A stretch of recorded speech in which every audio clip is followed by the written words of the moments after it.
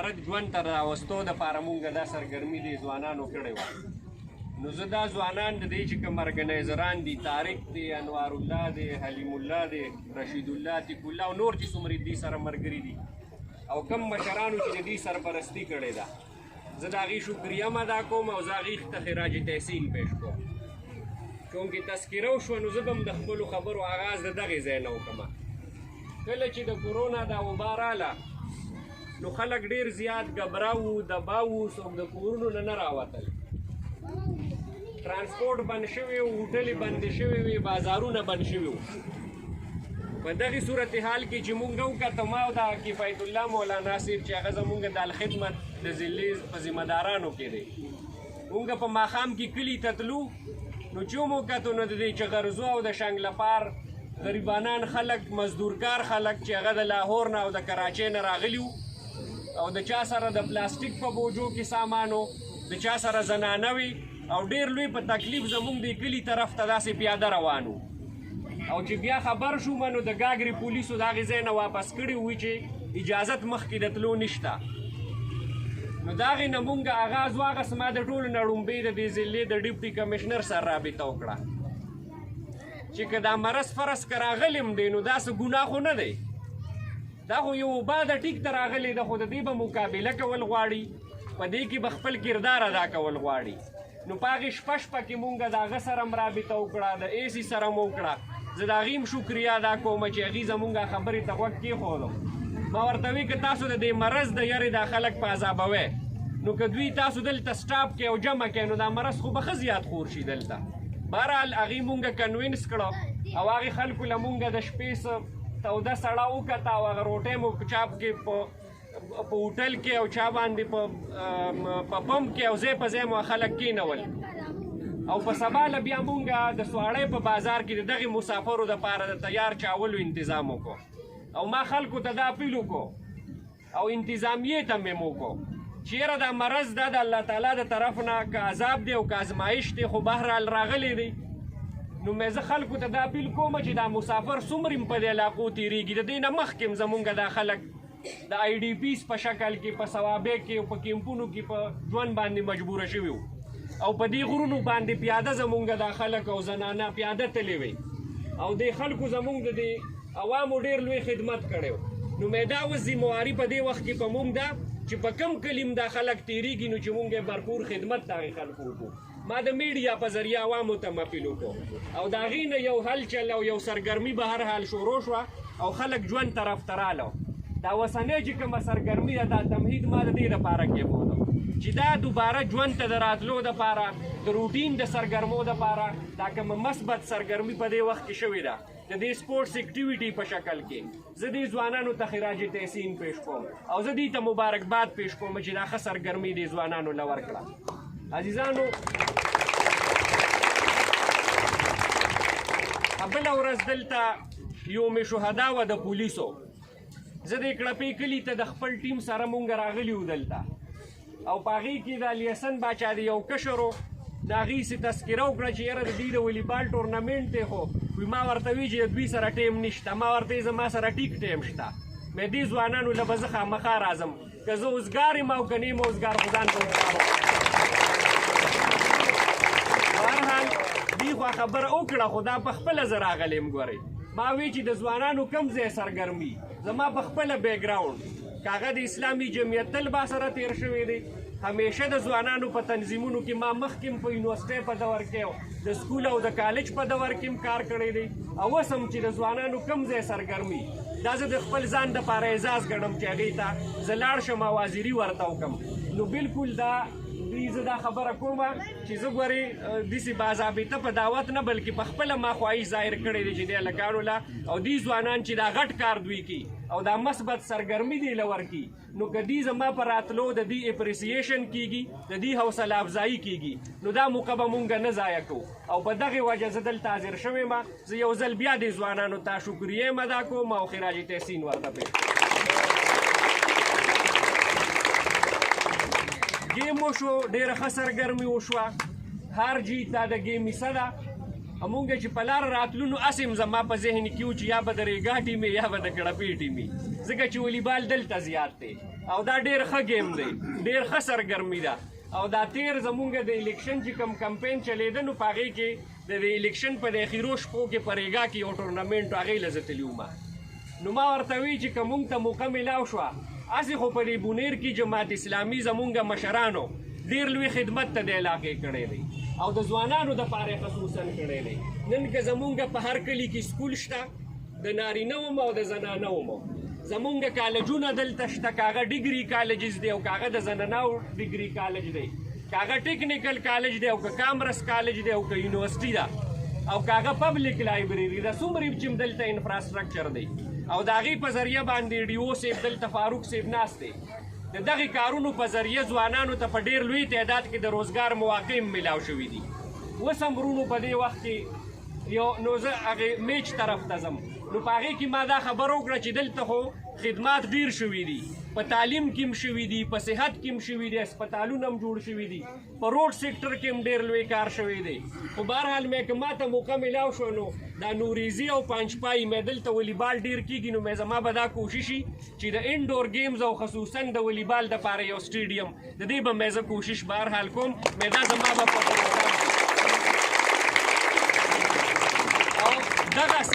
دغسې یو سرګرمي یو ټورنمنټ د شپې دلته په دې قلا کې شوی و چې هغه هم ستاسو یونین کونسل دی او هاکي دا زمونږ قومي کیل دی او د الله فضل دی په دې والیبال او هاکي دواړو کې بونیر ډېر مخکې دی او زما خیال دی د برکلي اقبال باچا د دې دغه یونین هم صدر دی که سیکرټري دی نو په دې دواړو ګیمونو کې هسې هم بونیر ډېر مخکې دی. نو هغې ته ما دا خبره کړې وه چې یاره تاسو په کرایه ګراونډ اخیستی دی نو مې که موقع خدای راکړه نو مې تاسو له به انشاءالله د ګراونډ او دا زما په زړه لیکم دي، دا هسې هوایي او سیاسي خبره نه وه. بهرحال صرف دا د دې حوالې سره ظاهروم چې د ځوانانو دپاره د مثبت سرګرمو مواقع ورکول دا زمونږ ذمهواري ده، دا د ذمهدارانو ذمهواري ده چې خلکو له د مثبت سرګرمو دپاره مواقع پیدا کړي او هغې له سهولیات ورکړي. او هم په دغې حوالې سره زما والد صاحب دلته منسټر او ایم پی او دا یونین کونسل ورسره په هغې وخت کې بهرحال نه په ډګر کالج کې مغې یو سټیډیم منظور کړی و، اوس د بل طرف ته بهرحال لاړو او دغسې په ګاګره کې مې یو سټیډیم منظور کړی و، هغه هم اوس د سیاسي مداخلت شکار شوی دی، په ځای شوی لا بهرحال نه دی، خو هغې هم په خپل وخت کې په دې والې سره کار بهرحال کړی دی. مونږ وګورو ځوانانو په دې وخت کې تقریبا د دې موجوده او دې موقع نه فایده اخله مګر چې د سیاسي باز ځای ډېر نه دی، خو باس په ځکه کوو چې دا زمونږ ذمهواري ده چې مونږ د ملک په حالاتو ځان پوه کړو او په هغې کې په خپلو ذمهدارو باندې هم ځان پوه کړو. او ځواني چې ده دا بیا ډېره زیاته اهمه ده، د دې ډېر لوی اهمیت دی، دا د احادیثو نه او د قرآني آیاتونو نه هم دا خبره ثابته ده، ځکه چې د حضور صلی الله علیه و وسلم د حدیث مفهوم دی چې د قیامت په ورځ به د یو څو خبرو تپوس د انسانانو نه کېږي او په هغې کې بنیادي تپوس پکې د ځوانۍ په حوالې سره هم دی. الله تعالی به تپوس کړي چې ژوند مې درکړی وخت مې درکړی انسان ته به وي چې دا وخت یې په څه کې تېر کړی د دې جواب به مونږ ورکوو. دغسې د مال په باره کې به تپوس کېږي چې مال دې ګټلې څنګه و، په حلاله دې ګټلې و که په حرامه دې ګټلې و، خرج کړی دې څنګه و. د علم په باره کې به تپوس کېږي چې څومره علم حاصل کړی و او عمل هم پرې څومره کړی و. او دغسې د ځوانۍ په باره کې به خصوصي تپوس کېږي چې الله تعالی به تپوس کړي د انسان نه چې ځواني مې درکړې وه نو دا ځواني خو په څه کې تېره کړې ده. په دې وجه چونکې د ځوانۍ دا وخت، دا د شباب دا وخت، دا د ګرمې وینې دا وخت دا اهم دی، نو چې څومره اهم دی نو دومره ذمهدارۍ هم په دې وخت کې په سړي زیات دي. نو الله تعالی به د دې ځوانۍ هم خصوصي تپوس کړي چې ځواني مې درکړې وه ځواني په څه کې تېره کړه. په دې وجه دا ضروري ده چې زمونږ ځوان دا د حالات حاضره نه خبري، دا د اسلامي دنیا نه خبري، دا د ملک ته صورتحال نه خبري، دا د دې د سیاست نه خبري، دا د دې د حالاتو نه برپور خبري. په دې وجه زه دا خبره کوم چې په دې موجوده وخت کې د پاکستان تحریک انصاف د انقلاب په نوم، د چینج په نوم، د بدلون په نوم، د ځوان په نوم باندې په دې وخت کې په حکومت کې راله او زمونږ په دې صوبه کې هم راله او په مرکز کې هم راله او ځوانانو له یو تمه یو امید پیدا کړی چې که خان صاحب راغی نو دا ملک په ګلي ګلزار شي، ډېره لویه ترقي به وشي، ځوانانو ته به روزګار میلاو شي، غریبانانو له به کورونه جوړ شي، کرپشن او غلا او ډاکه به ختمه شي او په انسانانو به وي مونږ خرج کوو. نو به هر حال هغه صورتحال او مهنګایي به ختمو غریبانانو چې دا لنډ تنګ ژوند دی وي دغه به مونږ ختمو هغه 2 کاله تیر شو لا ولې 100 ورځې ټیم وغوښته د دې قوم نه چې 100 ورځې ټیم راکې بیا یې 6 میاشتې راته صبر وکړي هغه 6 میاشتې هم تېرې شوې اوس 2 کاله تقریبا د دې موجوده حکومت وشو چې کم د کرپشن د ختمېدو په نوم راغلی کم ځوان له د روزګار په نوم راغلی کم د تعلیم ایمرجنسي په نوم راغلی کم د صحت د ایمرجنسي په نوم باندې راغلی نو د بدقسمتۍ نه او دغسې د مهنګایۍ د خاتمې په نوم باندې راغلی د بدقسمتۍ نه 2 کاله تیر شو هره نوې ورځ د یو نوي عذاب د یو نوي مشکل سره مونږ مخامخ کیږو او مونږ وکتل په دې وخت کې ملازم پیشه خلک دا په احتجاج باندې دي د هغې سره دا خدشه پیدا شوې ده چې مونږ روزګار نه ختم نه کړو چېرته ډاون سایزینګ نشي زمونږ نوکرۍ ختمې نشي دغسې د دې خدشه پیدا شوې ده چې پنشن چې هغه آلریډي د لازم پیشه د تنخواه نه لږې لږې پیسې کټ کېږي او جمع کېږي د هغې خدشه پیدا شوې ده چې زمونږ پنشن ختم نشي چېرته د دې خدشه پیدا شوې ده چې دا څومره مهنګایي په دې وخت کې روانه ده چې د وړو بورې د 600 نه 1400 ته ورسېده چینی په 104 روپۍ کیلو ده د پټرولو د 100 د پاسه د 100% نه زیات ټکس په هغې باندې وصولیږي او خلک په خودکشو باندې مجبوره شوی دی د خلکو ژوند لړ تنګ شوی دی خلکو ته سپینې جامې سړي ته ژوند ډېر زیات ګران شوی دی مونږ ته د یو بل دا صورتحال ټول معلوم دی په ظاهره باندې په مونږ یو په ټولو یو پرده پرته ده خو په حقیقت دا دی چې ژوند ډېر ګران شوی دی او دغسې د تعلیم په حوالې سره چې کومه خبره دی کړې وه د بدقسمتۍ نه دلته زمونږ اساتذه کرام هم ناست دي د تعلیم کم حشر چې د سیاسي مداخلت په بنیاد زمونږ د دې ضلع په دې 2 کاله کې صرف وشو چې زمونږ دا ضلع تیر زمونږ په دور کې د تعلیمي اصلاحاتو په بنیاد باندې په ټوله صوبه کې په 2م نمبر راغلی وه